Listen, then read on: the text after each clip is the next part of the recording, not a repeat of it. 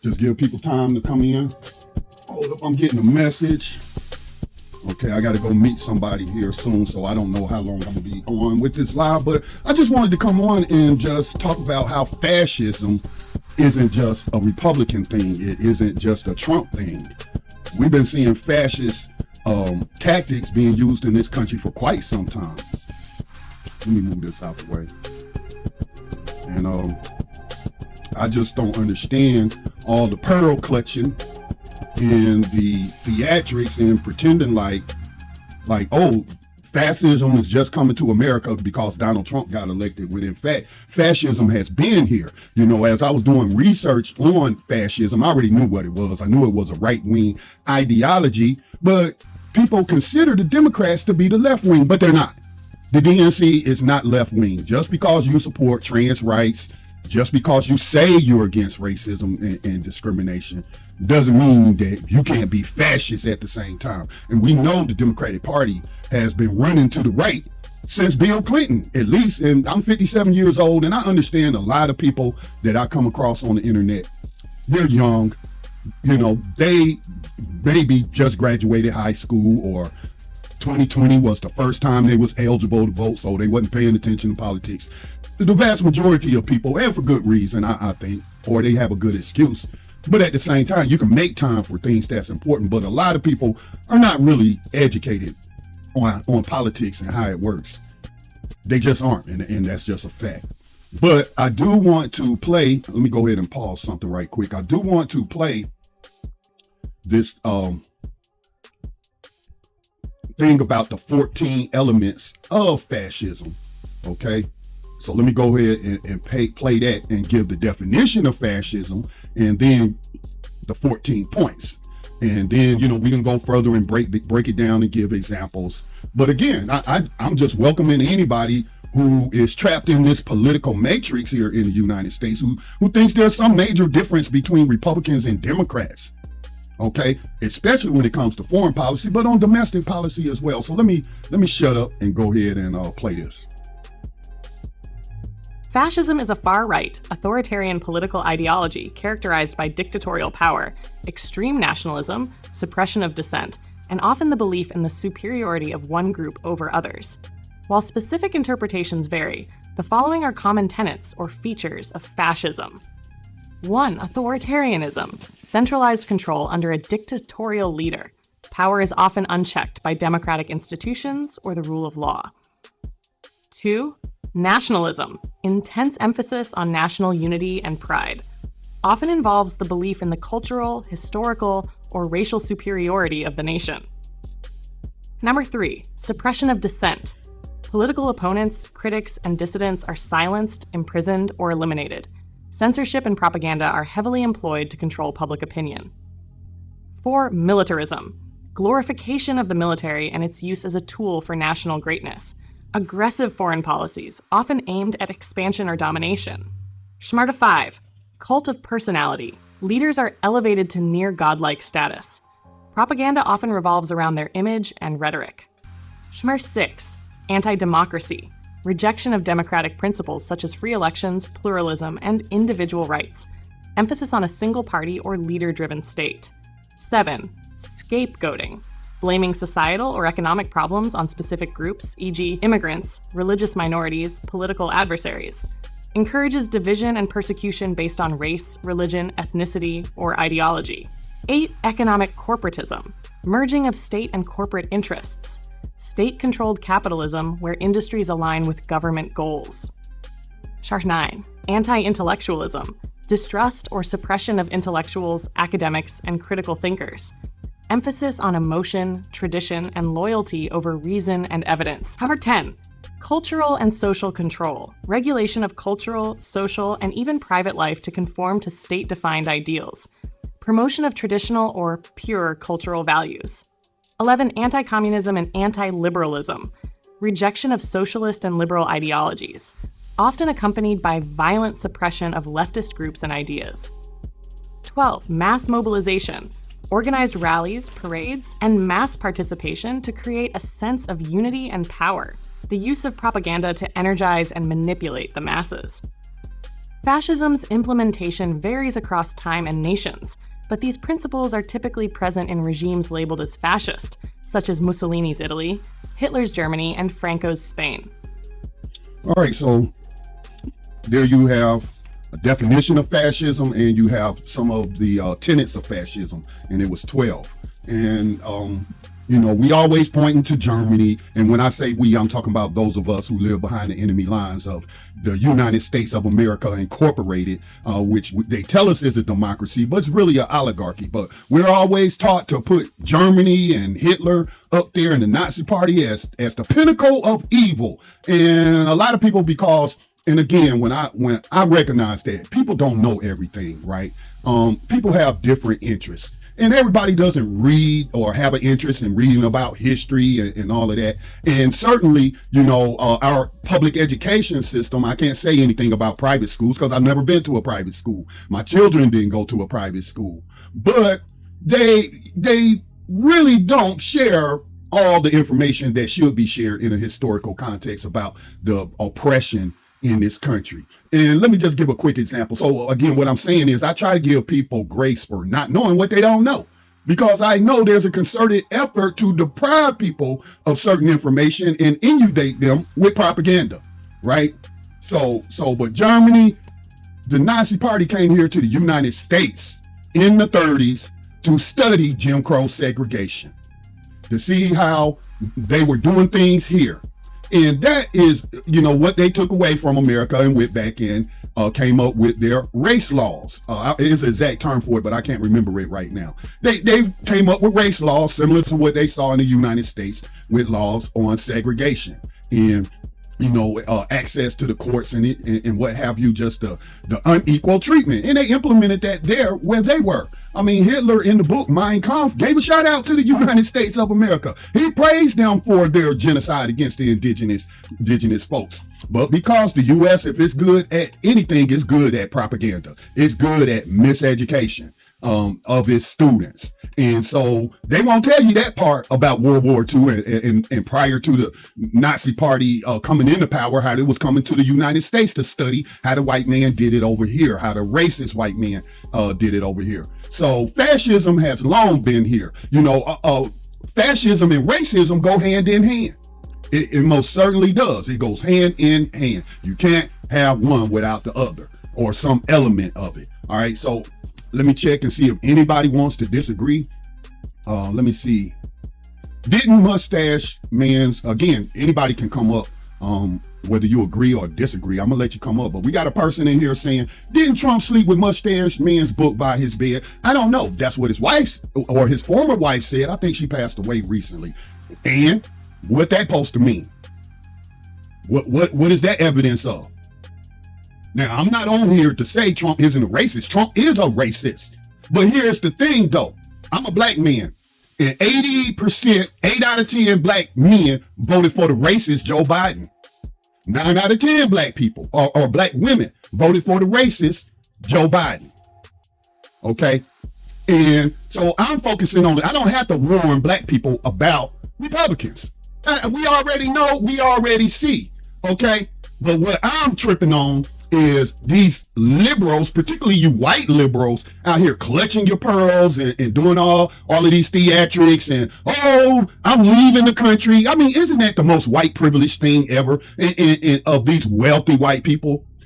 What's that woman who lost her TV show because of the hostile work environment she was fostering? I can't think of her name because I'm not really into celebrities like that. But yeah, I heard today that she moved to England. I was listening to a podcast or watching a podcast, Breaking Point's an excellent podcast, and they were talking about how she moved to England because Trump got elected. Okay, isn't that the most white privilegedly thing ever?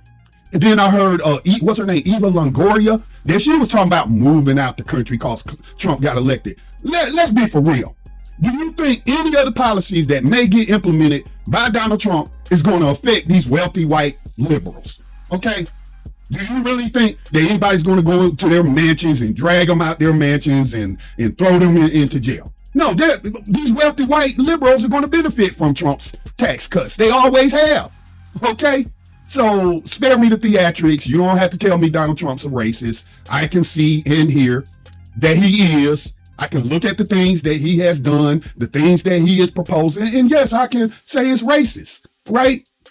But see, what the white liberal does is try to be a friend, show themselves friendly to non-white people, while they are just as racist. They're just better at practicing their racism, so it's not so obvious.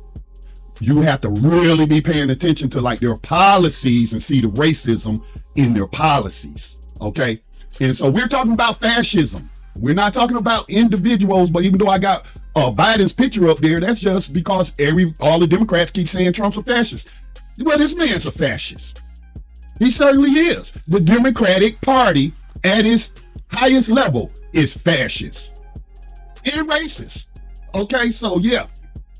Let me go back to my notes and look at some of these points that they brought up. And I'm going to show you how this current administration is fascist, how the Democratic Party has shown fascist, authoritarian tendencies. Let's start with authoritarianism. That was number one on the list. Centralized control under a dictatorial leader. Power is often unchecked by democratic institutions or the rule of law. So you might say, Joe Biden, how's he authoritarian? Okay, how about a majority of the American people on both sides of the aisles, Republicans and Democrats, want an arms embargo against Israel? Okay, right? So is Joe Biden listening to the American people or his administration? No, they're not listening to the American people at all on that issue, right? Even though we have laws on the book, the federal laws, we got the Leahy law, which prohibits transferring arms to parties who are engaged in severe human rights violations.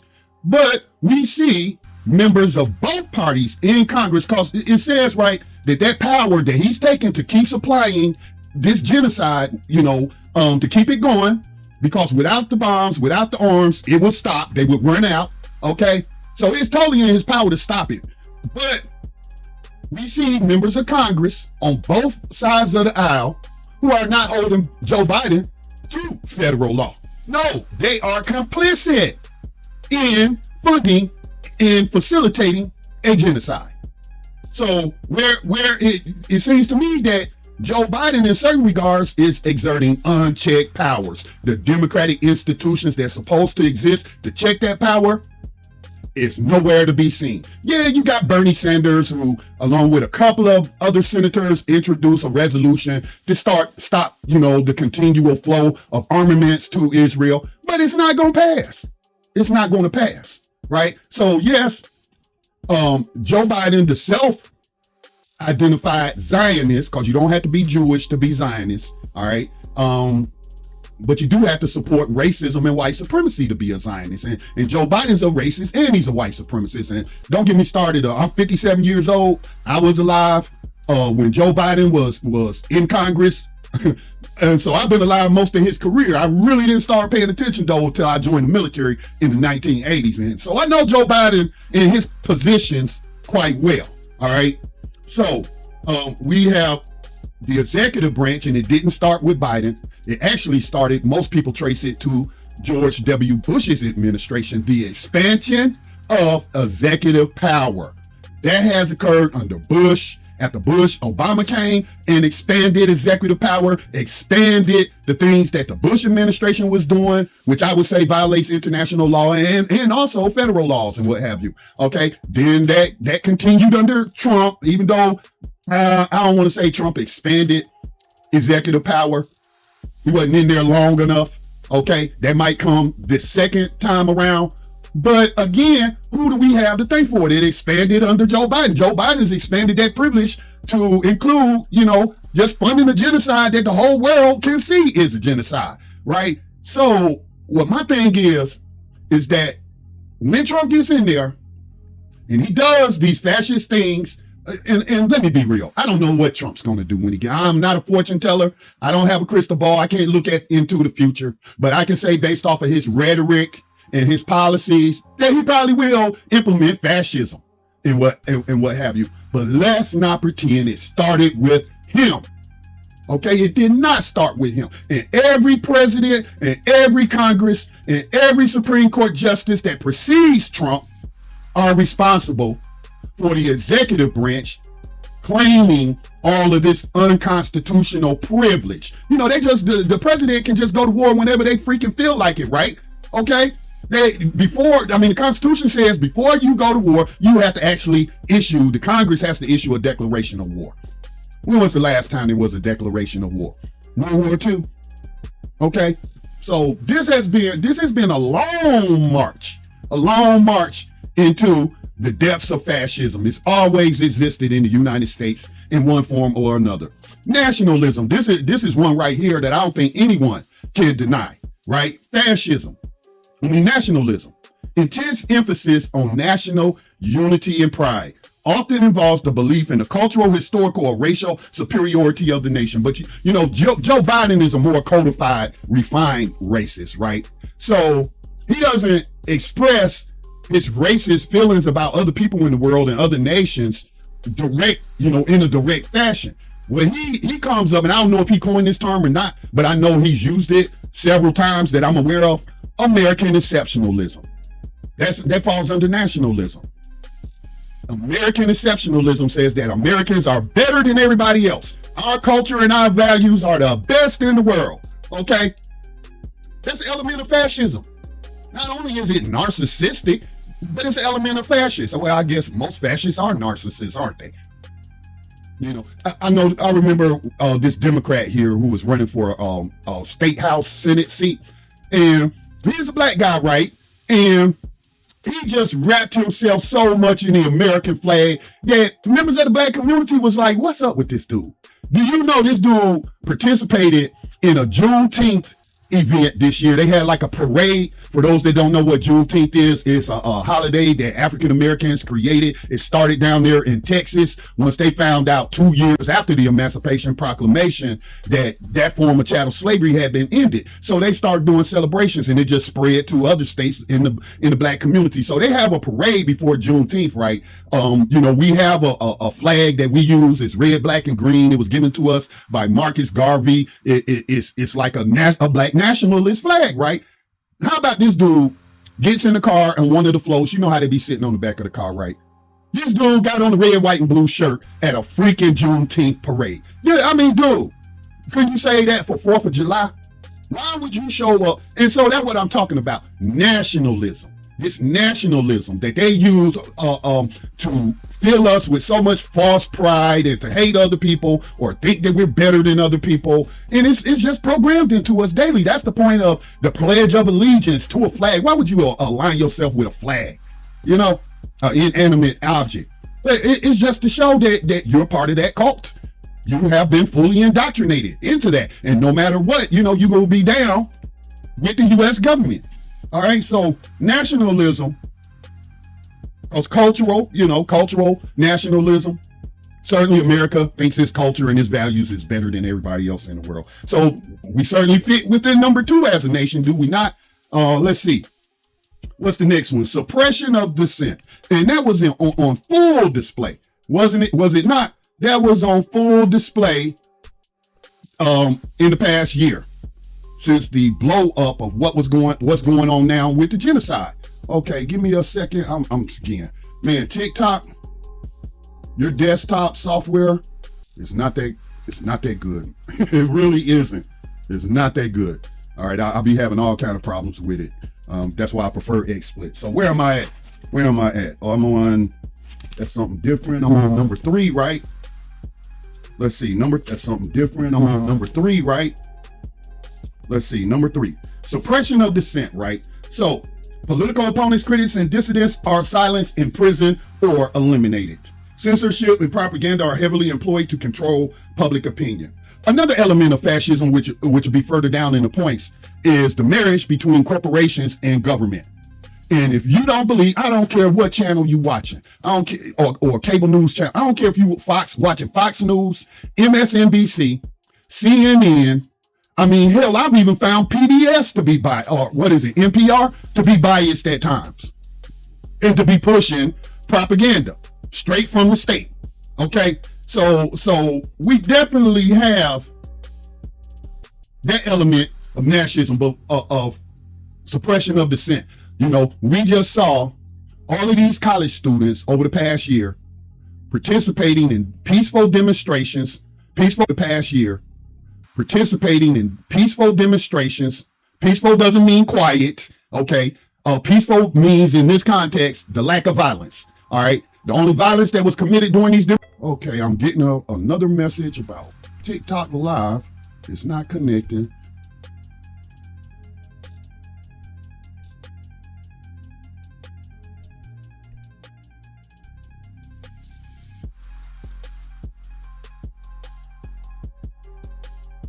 Can you? Okay, maybe that'll prevent the problem. All right, so these students, we're trying to get their institutions, their universities, to divest from those companies in Israel, to stop profiting from apartheid. For those old enough to remember, y'all remember South Africa, right? Y'all remember apartheid South Africa during the 80s. I was just out of high school, joined the military when that was big and going on, and, you know, people were boycotting it. You know, so that's what these students were trying to do. Stop profiting from racism, white supremacy. Stop profiting from the oppression and the genocide of the Palestinian people, the indigenous people of that land. That's all they were trying to do. That should be their First Amendment speech rights, right? Political speech is protected speech. But what did we see happen, right? We saw them first use the corporate media to gaslight the American public and call these protests anti-Semitic. What's up, daughter? Hey. Call these protests anti-Semitic, even though Jewish Voices for Peace and many Jewish students were part of these demonstrations, of these, I'm gonna just call them BDS, boycott, divestment, and sanction demonstrations that were going on. So we had the media gaslight us and say, oh, this is anti-Semitism. We had, what do they call him? The vice president, the second husband, right? The second husband, Doug Emhoff, Kamala Harris is the vice president's husband, go around and help with that gaslighting. I mean, that was his number one job, was to go around the country gaslighting people, saying that these demonstrations were anti-Semitic, going to these different congressmen, Republicans and Democrats, to get them to support anti-BDS legislation and other legislation to say that if you use the term Zionism, that's anti-Semitic, that you're being anti-Semitic if you use that word. Again, a slap in the face upon the principles upon which we say this country was founded. That's what they say, right? And this was a bipartisan effort to suppress dissent, even though, again, from all these polls, a majority of Americans, upwards of 60%, agree with the students. That's fascism. I didn't hear any journalists from the clips that, because I really am not into watching corporate media. The only times I watch is when there's clips or something controversial said, or somebody shares something with me, and then I'll look at it and I'll analyze it and come up with whether they're being truthful or not. But our whole corporate media lied to us, gaslit us, and stood behind this fascist tactic of brutalizing and jailing these young college students. Okay. Again, this was bipartisan. See, that's what I'm trying to get people to do, to mature politically, especially black people. We need to mature politically. Stop acting like you're in the cult. Your devotion to the Democratic Party, despite the things that they have done, will indicate that you're brainwashed and in a cult. I say the same thing to working class white people. I live in a working class, predominantly white county. It's 80% white. And we hear all the time how they vote against their own interests. And they do. It's true. Talking about working class whites. They vote against their own interests. But guess what? So do working class Democrats. You do the same thing. And then the people who are at the top and control it got the people at the bottom, that's us, pointing the fingers at each other, calling each other stupid, calling each other low information voters, you know, trying to, I'm gonna use some slang here, own the other group. I'm gonna go own some libs, or I'm gonna go out here and I'm gonna own some conservatives or the MAGA people.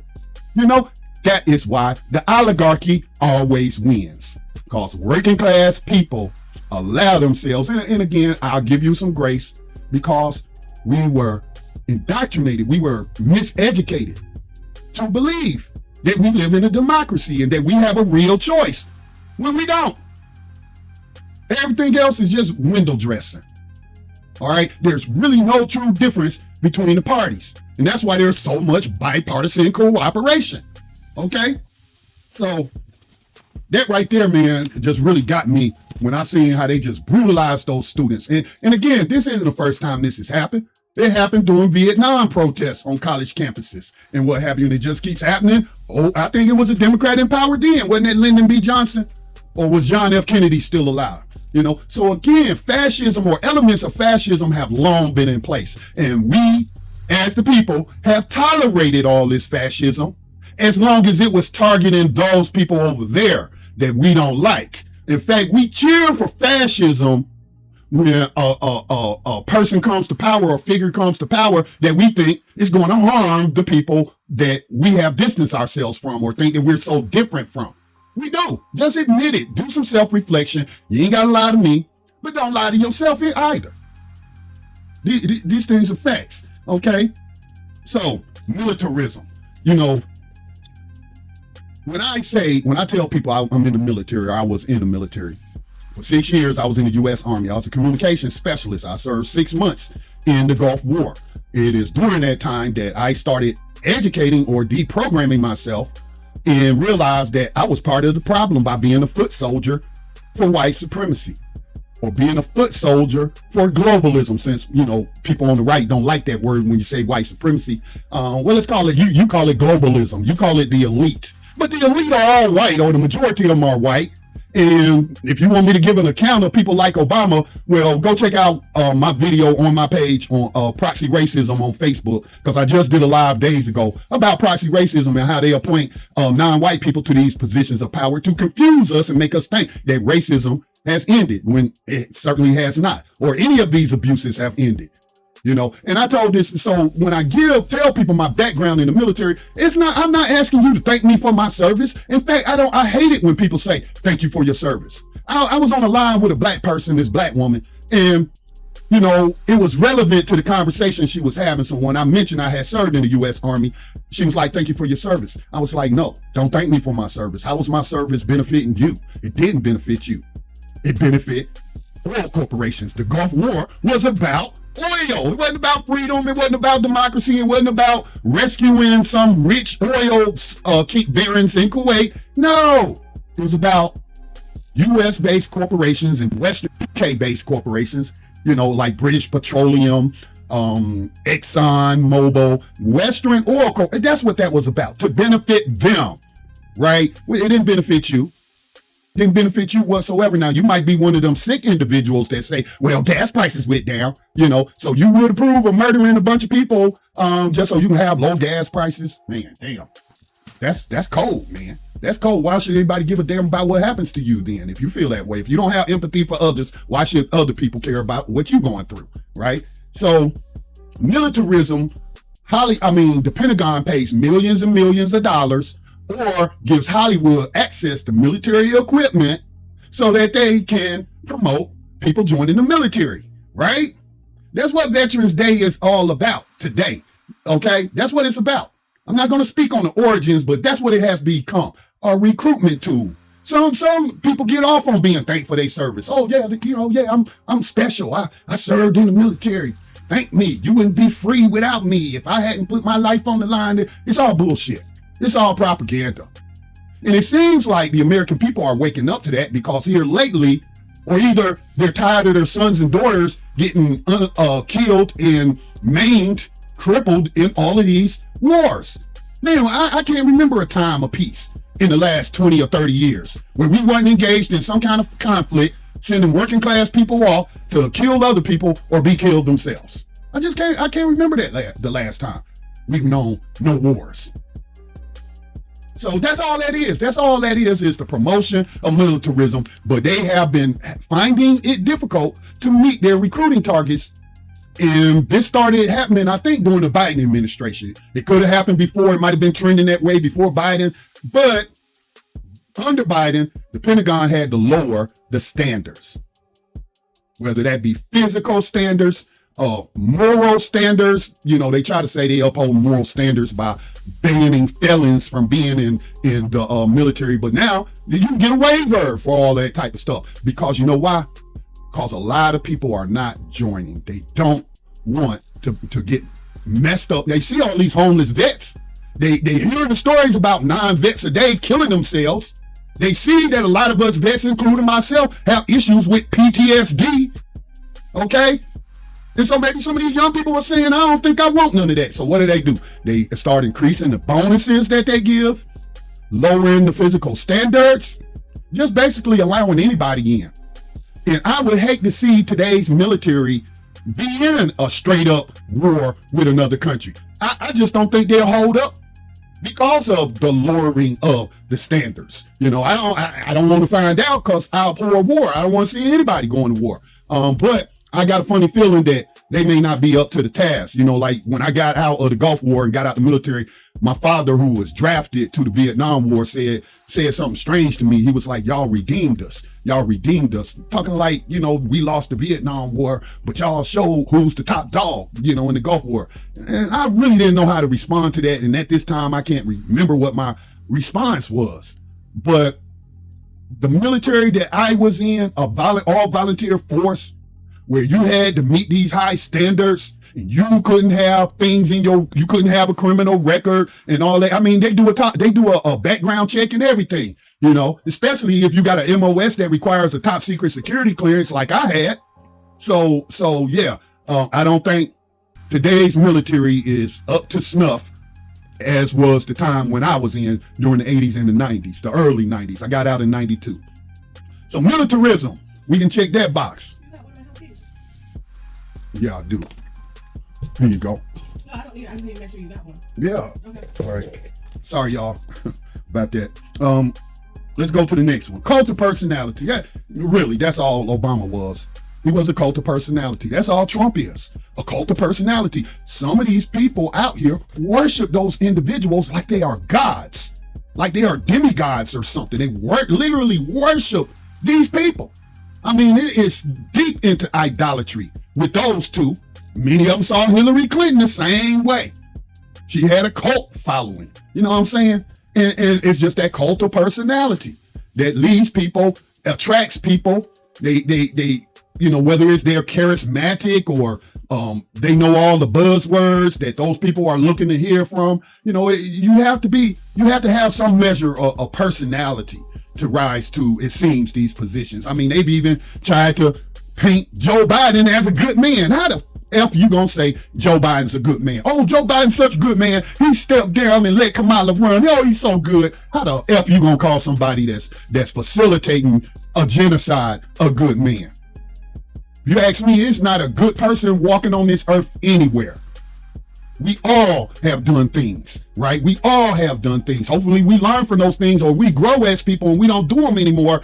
But Joe Biden has showed no growth. He's just as evil today as he was when he was pushing the Joe Biden crime bill. Or when he was praising his friend, the racist Strom Thurmond, you know, that senator from South Carolina. See, a lot of y'all people don't know this history. It's not your fault. It is your fault to a certain degree if you don't seek out the information, because the information is there. Okay, so that's fine. Cult of personality, I think we've seen evidence of that, you know, with these past few elections. I even go back to Clinton, Bill Clinton, him on Arsenio Hall with the shades on and playing the saxophone, and hell, black people was calling him the first black president. That's a cult-like mentality cultivated by a cult of personality. Unplug yourself from this matrix, okay? Unplug yourself from the matrix. I don't care if you're in the right-wing matrix or the left-wing matrix. It's all the same bird, all right? Scapegoating. Wait a minute. 6, anti-democracy. I do need to speed this up. Let me check again, see if anybody has requested to come up if they disagree is what I said. But I guess people really don't disagree with this so far. I guess that's good, right? So number 6, anti-democracy. Now, I was saying this earlier when I was pointing out the fact that, or I learned the information that the Democratic Party spent tens of millions of dollars to kick third-party candidates, specifically Jill Stein and then Cornel West, who was also running for president, off the ballot. If that ain't anti-democracy, what is it? At the same time that you're claiming Trump is going to destroy democracy, he's going to get in office and never leave, I mean, if you really believe that, would you do a peaceful transition of power to somebody like that? See, these people just so full of crap, man, and y'all just keep falling for it, right? But that was very anti-democratic on the part of Democrats. Then let's look at the fact that Kamala wasn't chosen to be the nominee in a democratic fashion. Democratic voters, I'm talking rank and file, I ain't talking about the oligarchy, you know, the ones that work directly for the corporations that got the power in the DNC. I'm not talking about them, the quote unquote super delegates as they used to be known. They picked Kamala. You didn't vote for her in the Democratic primary because they didn't have one. They did not have one. And some of the Democrats is now saying, oh, we should have had one, or I wanted one, and well, you didn't. You didn't have one. Who cares if you did say these things behind the scene? You wasn't saying them in public to bring the public pressure to bear against your fellow bigwigs in the Democratic Party. So that's bump. She was chosen in an anti-democratic fashion. These are facts. These aren't opinions. I don't see how anyone can argue and say anything different. So yeah, the rejection of democratic principles such as free elections, pluralism, and individual rights. Emphasis on a single party or leader-driven state. So that doesn't fit when we think about the United States, but it does when you recognize that the Republicans and Democrats are the uniparty. They're joined at the freaking hip. They're Siamese twins, okay, who have window dressing or got on different outfit fits to make you think that they on your side, right? Unless you're a billionaire out here or a multi-millionaire out here, I don't think any of these people are on your side. If you're a working class person like myself, they're not on your side. Hell, they didn't even run on raising the federal minimum wage. Show how much they care about working class people. Scapegoating, blaming societal or economic problems on specific groups, immigrants, religious minorities, and political adversaries. Encourages division and persecution based on race, religion, ethnicity, or ideology. We see that with both parties, do we not? Do we not see this with both parties? Hell, some of y'all might have been engaging in some of this stuff today. Did you go into a conservative live and tell them how stupid they are for voting for Donald Trump? And if you're a conservative, did you go to a liberal live and try to own them, as y'all like to say? you part of the program and may not even realize it. But scapegoating, right? Let's go to the Democratic Party once again, particularly since we had Barack Obama and others attack black men. Oh, black men, and then we got black women starting some kind of movement to, let's not have sex with black men since some of them voted for Trump. This is all emotionalism. Ain't none of this stuff rooted in logic. It's based in your feelings. I'm angry Donald Trump won, so I'm gonna take it out on somebody. Let me take it out on these black men, even though 8 out of 10 of them voted for Kamala Harris. I'm still gonna punish them. Yeah, Democratic Party has long been scapegoating black men and men in general. And in my lifetime, I can really point to that really emerging during Hillary Clinton's campaign. How they tagged white male Bernie Sanders supporters as Bernie bros and painted them all as feminists. Oh, you're not supporting Hillary Clinton because you are a misogynist. It ain't got nothing to do with her being an evil person who participated in the overthrow of several countries and bragged about having a Libyan leader, Muammar Gaddafi, assassinated. Hell, it ain't got nothing to do with her pushing Joe Biden's crime bill and calling little black kids super predators. It ain't got nothing to do with her, right? Oh, you didn't want to support her because she a woman. See, the scapegoating. Then, you think about, and I hear this, everybody painting white males who voted for Trump as racist. Are some of them racist? Yes, they are, but you got racists in the Democratic Party too, okay? They're just not as overt with their racism, but you try to say, they're saying that Trump voters voted for Trump because they're racist. Now, I can understand why you might get that impression, but you do know some of those same voters voted for Barack Obama, right? You do know that, right? Do you know that there were Obama voters who then voted for Trump, who then voted for Biden, who then voted for Trump this time around? Okay? So making these statements like these blanket stereotypical comments, I don't see them as being constructive. I see them playing into the hands of the oligarchy, right? Just calling people, unless you got concrete evidence of something, you shouldn't make that allegation. You shouldn't make that allegation. You can't, it's wrong to stereotype any group of people, whether they black, white, Hispanic, whatever. It's just wrong. And the fact that, we have to tell adults that, it's just very troubling, man. It just shows the lack of emotional maturity, intellectual maturity that's prevalent in this nation. All right, scapegoating. So yeah, that's an element of fascism. Economic corporatism. Do I really need to give y'all examples of that? Okay, let's talk about the Democratic Party talks about, or I shouldn't say the Democratic Party. Let me say this, put it this way. Liberals talk about money is corrupting the political system and governance, and we need to get the money out of politics. And they support, and they came out against Citizens United, and they've been since then pushing for legislation to ban corporate financing of elections, to get quote unquote dark money out of politics, right? Listen, as the DNC, as that corporation, because it is a corporation, all right, as the DNC, but we'll just call it the Democratic Party, has the Democratic Party banned corporate donations? Have they turned those donors away? Have they? No. Then how can they be against money in politics? Okay, actions speak louder than words, right? And we just saw Kamala Harris raise over $1 billion in a short amount of time. And that money, most of that money did not come from small donations. Came from very wealthy individuals who were attempting to elect a person who was going to carry out their agenda, right? It happens on both sides of the aisle. What's that? Is her name Mary Adelson that gave Trump $100 million? You think she just gave him $100 million because she in love with him or something? No, she expects something in return. What does she expect in return? That he will continue the genocide in Palestine and help wipe them people out so that they can then just create this greater Israel that, they come up with, expanding its territory, like the United States colonies or the North American colonies, British colonies, once it became the United States, started genociding indigenous folks and expanding westward. That's what Israel's trying to do today. That's what these right-wing fascists like Benjamin Netanyahu are up to. And his partner in crime is Joe Biden. Joe Biden's administration is fascist. On that point, you ever notice, though, how Democratic administrations support right-wing governments in other nations? Ukraine.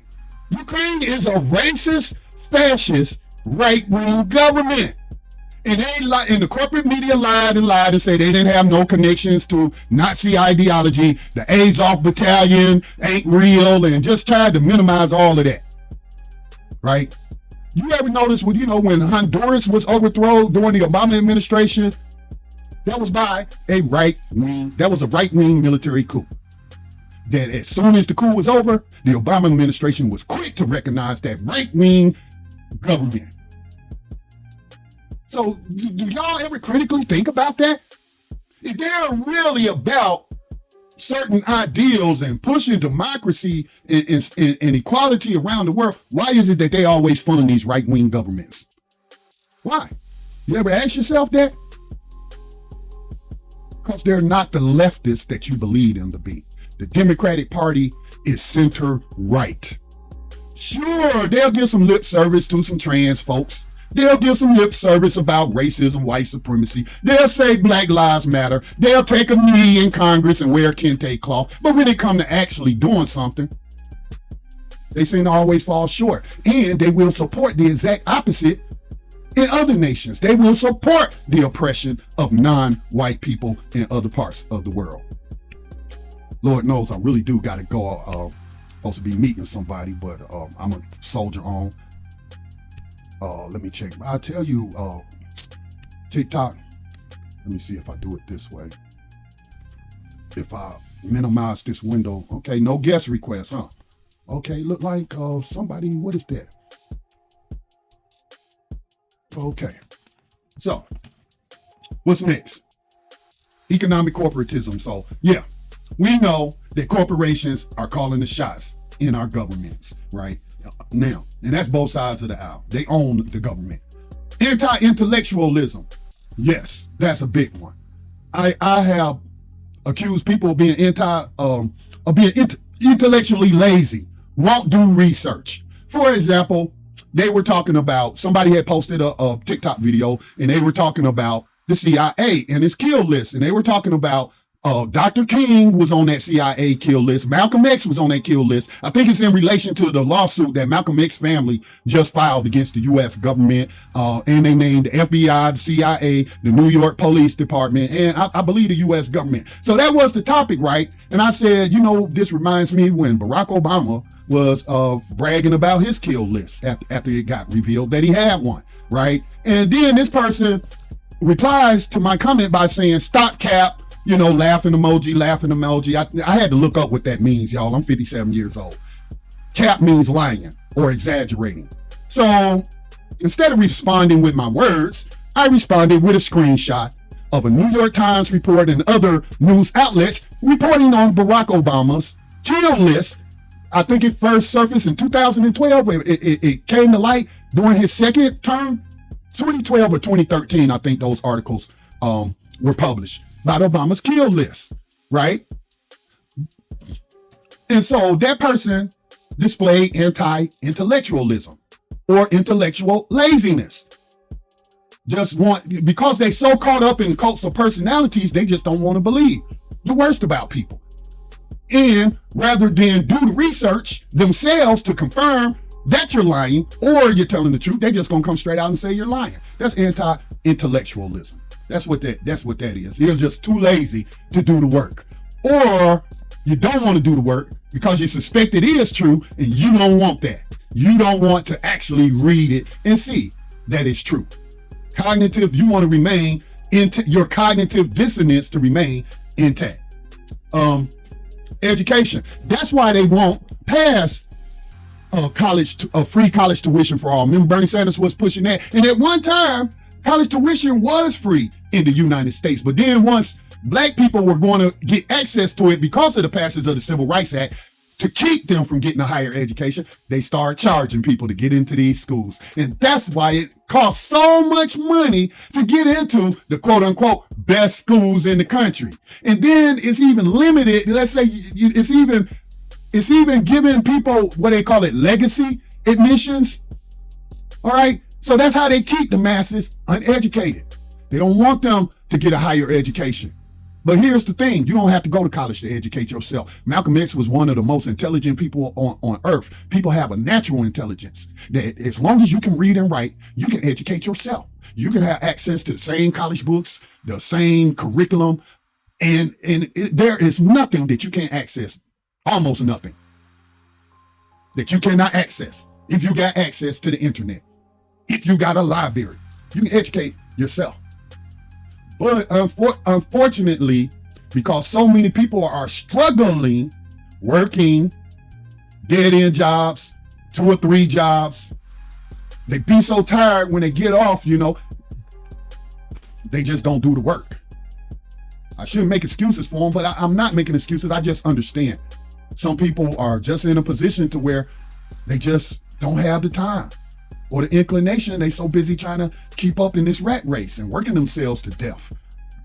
So I think, let me read anti-intellectualism. Distrust or suppression of intellectuals. That goes with censorship, right? Academics and critical thinkers, emphasis on emotion, tradition, and loyalty over reason and evidence. I bet y'all know some people like that, don't you? That everything is emotional with them. Like, for example, I jumped on this young man's live about interracial dating. It says like, what was the prompt? It said, how do you feel about interracial dating?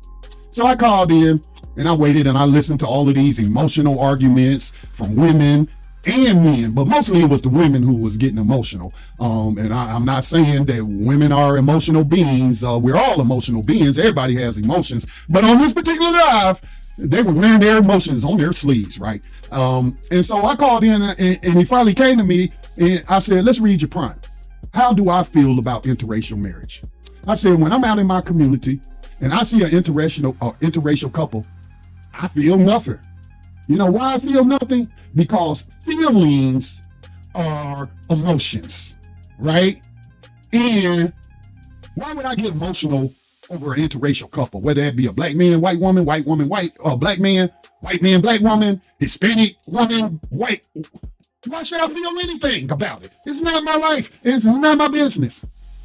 Maybe I should worry about what I'm doing in the relationship I'm in, although I'm not in one now and not looking for one. But I need to worry about myself instead of getting emotional over seeing an interracial couple. What emotion could come up but hate? Why would you hate on people? If that's not your preference, that's not your preference. But how is that affecting your choices? Emotionalism. That is really a big driver of politics today. I feel like emotions is what makes people support certain candidates. I'm supporting her because she's a woman. She's a woman, and I want to see women show that they can be just as big as killers and genocidal maniacs as the white males. You know, you get emotional about it. Pride. You get prideful. Boastful. So it's none of it's based on evidence and logic. Okay? You get emotional. Oh, you're not supporting her just because she's a woman and you're a misogynist. Okay. Could we say you're not supporting him because you're a misandrist? You're a misandrist? Okay? Because you're a woman and misandrist? They can go both ways. But let's not engage in emotional, immature, juvenile arguments and accusations. Cultural and social control. Regulation of cultural, social, and even private life to conform to state-defined ideals, promotion of traditional or pure cultural values. Now, I will say that's primarily Republicans and conservatives. And they're very hypocritical. You know, I know this county commissioner here that I've had engagements with, because I do engage on a local political level. And this guy on his page, on the government page, talks about, oh, he's a follower of Jesus Christ and this, that, and the other. You know, like he this big Christian, virtue signaling. And this dude is divorced and sharing a girlfriend with another guy. And then the other county commissioner, and these guys are still in power, right? White guys still in power, right? The other one got exposed when one of his buddies had a mental health crisis and tried to kill his family they were eating at a restaurant, and the guy took his vehicle, he went out to the car and drove the car into the building where they were sitting, and some of them were injured, but nobody was killed. And so then he started apologizing and talking about how he used to go to Myrtle Beach with his married county commissioner friend, and how they be going to the strip clubs and all this and that, and how they was cheating on his wife and just doing all of this quote unquote unchristian, ungodly stuff, right? So that's more of the Republicans than I would say the Democrats. Democrats really don't wear their religion on their sleeves and what have you. You know, they might mention it, that they go to this church or they go to that church when they speaking to a faith audience or what have you, but Democrats really don't push that. That's mostly Republicans and conservatives and some of the biggest hypocrites on the planet. The other one, anti-communism and anti-liberalism. Rejection of socialist and liberal ideologies, often accompanied by violent suppression of leftist groups and ideals. Again, do not get confused. Liberal Democrats aren't socialists. They are not. Know who the socialists are in the Democratic Party? Well, he told you his name is Bernie Sanders, a Democratic socialist. You know, for those in the black community, that's what Dr. King was, a Democratic socialist. Okay? And we saw in 2016 the oligarchy of the DNC go to war to crush that leftist movement. Again, start calling them misogynists, the Bernie bros. Oh, they just don't like Clinton, not because of her policies, but because she's a woman, you know. And really what it was about is to prevent those very popular, quote unquote, socialist programs from winning in the Democratic primaries. And they pulled out all the stops. And I'm not going to rehash the 2016 election where when they got sued, the DNC, their lawyers argued in the Florida courtroom that the DNC doesn't have to follow democratic principles, that we could pick our nominee in a smoke-filled back room like they used to do back in the day. That was the argument that was made. So again, I'm telling you, you're under the illusion that we have a democracy. We have an oligarchy, okay? It doesn't matter who you vote for if the people at the top is picking the nominees in either party. Who's gonna win every time? Not you, the working class person. You'll be lucky not to be sent off to war to go die for some profit. Somebody else's profit. So I'll just leave it right there. I do gotta go. I'll leave it right there. So unfortunately, I couldn't get someone to come up and make the case, but hell, that might be a good thing. Maybe people are in agreement with me. All right, with that said, I'm out. Peace and blessings to all.